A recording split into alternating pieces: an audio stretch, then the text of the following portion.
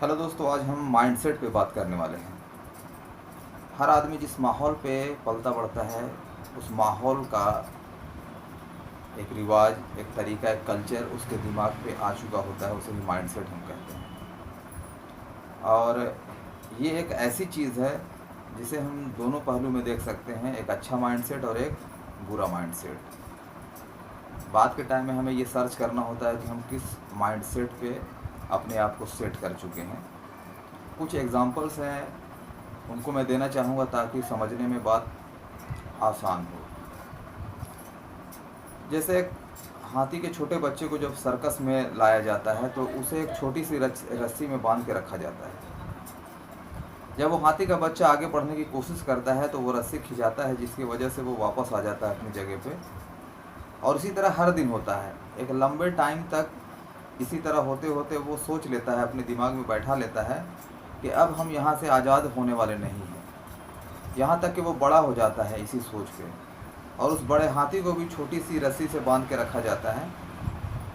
जब भी उसका पैर खिंचाता है वो वापस अपनी जगह पे आ जाता है और सोचता है कि यही हमारी हदें हैं। लेकिन आप अंदाज़ा लगाएं, आप उनके बारे में सोचें कि दुनिया का सबसे ताकतवर जानवर हाथी है। वो चाहे तो उस मामूली सी रस्सी, मामूली सी जंजीर को आसानी से झटके से तोड़ के वो जा सकता है, आज़ाद हो सकता है। लेकिन वो ऐसा नहीं करता है क्योंकि उसका माइंड सेट हो चुका होता है।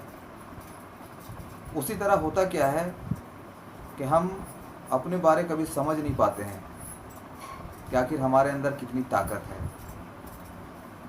अगर हम इसमें भी एक जापान का एग्ज़ाम्पल दे तो बेहतर होगा। 1945 में जब नागासाकी और हिरोशिमा में अमेरिका ने बम गिराया, एटम बम, तो वो शहर तबाह बर्बाद हो चुके थे। यहाँ तक कि जापान घुटने टेक चुका था सेकेंड वर्ल्ड वार की बात।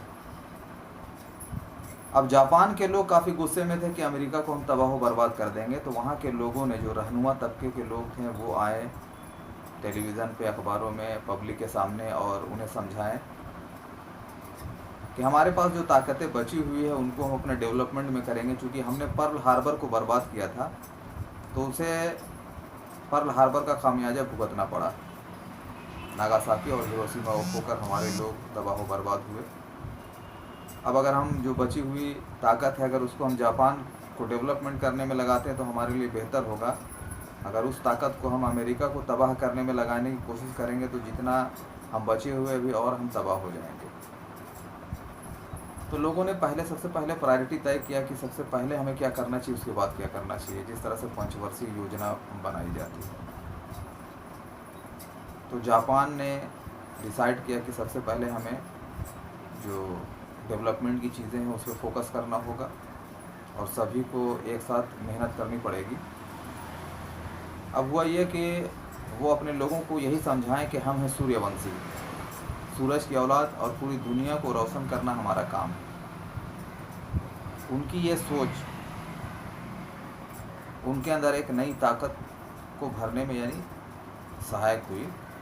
9 साल के बाद जापानियों ने अमेरिका से एक प्रोफेसर को अपने देश में बुलाया और उनसे कहा, जबकि सोचने की बात है कि अमेरिका दुश्मन कंट्री, लेकिन चूँकि क्वालिटी जो है वो बॉर्डर क्रॉस किया होता है, वहाँ के आम नागरिक या आम जनता जो है वो दुश्मन नहीं है। क्योंकि जो रूलिंग पार्टी होती है या फिर जो रूल करने वाले नेता होते हैं, उनके ऊपर डिपेंड करता है किसी भी कंट्री से दुश्मनी या दोस्ती करने का। तो उस प्रोफेसर से पूछा गया कि आप बताएं सर कि हमें डेवलप करने के लिए क्या करना होगा।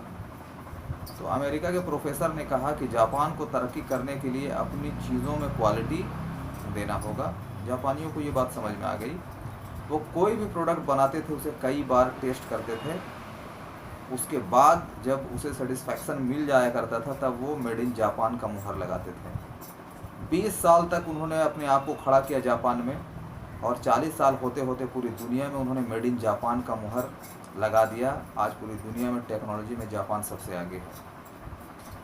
एक तो क्वालिटी, दूसरी उनकी सोच थी सूर्यवंशी हम हैं और दुनिया को रोशन करना हमारा काम है। ये उनकी सोच थी। दोस्तों, कोई भी ग्रंथ आप उठा के देख लें, चाहे वो बाइबल हो या गीता हो या फिर कुरान हो, तो जब हम इन ग्रंथों को रीड करते तो हमें बात समझ में आती है कि जहाँ मेहनत करो फल की चिंता ना करो, अगर गीता में दिया है तो वहीं कुरान में दिया है कि जो लोग अपनी हालत को सुधारना नहीं चाहते हैं उसे नहीं सुधारते हैं। और कुरान से ही हम आगे लेते हैं कि ऐ लोगों, हमने तुम्हें अशरफुल मखलूक़ात बनाया, यानी सबसे आला दर्जे का बनाया, और तुम्हारे लिए हर कुछ बनाया, हवा पानी पेड़ पौधा सूरज चाँद सितारा, ये सारी चीज़ें तुम्हारे लिए हमने बनाया। अशरफुल मखलूक़ात का मतलब है दुनिया में सबसे अपर रैंक का, जिसके अंदर हुकूमत की बागडोर दी गई है, जिनके अंदर वो सोचने की सलाहियत, वो ताकत कुदरत ने अता की है, और उस सोच के तहत हम अपने आप को डेवलप कर सकते हैं या अपने आप को बर्बाद कर सकते हैं। तो हमें इस सोच के तहत अपने अंदर की ताकत को झांकना चाहिए और ये सोचना चाहिए कि हम कुछ भी कर सकते हैं, और ये माइंड सेट अगर हम अपने अंदर सेट करते हैं तो ये हमारे लिए बेहतर होगा। और मैं सभी से चाहता हूँ कि जो लोग इस वीडियो को देखेंगे वो इस संदेश को अपने लाइफ में ज़रूर शामिल करेंगे, ताकि हर आदमी इस संदेश को पाने के बाद उनके अंदर कुछ बदलाव होना चाहिए। तो हमारा मोटिव भी होता है कि कुछ भी वीडियोस हम बनाएं जिससे आम जनता या फिर आम लोग, वैसे लोग जो अपने आप को समझ नहीं पाते हैं या फिर डीमोटिवेट हो जाते हैं, तो उनके लिए एक प्रेरणा के तौर पे ये वीडियो काम करेगा। और इसी तरह मैं जब भी आऊँगा तो कुछ ना कुछ ऐसी बातें बताऊँगा जो हकीकत से रूबरू होने वाली बातें होंगी और जो हमारे अंदर की ताकत को झिंझोड़ कर रख देगी। ऑल द बेस्ट, शुक्रिया।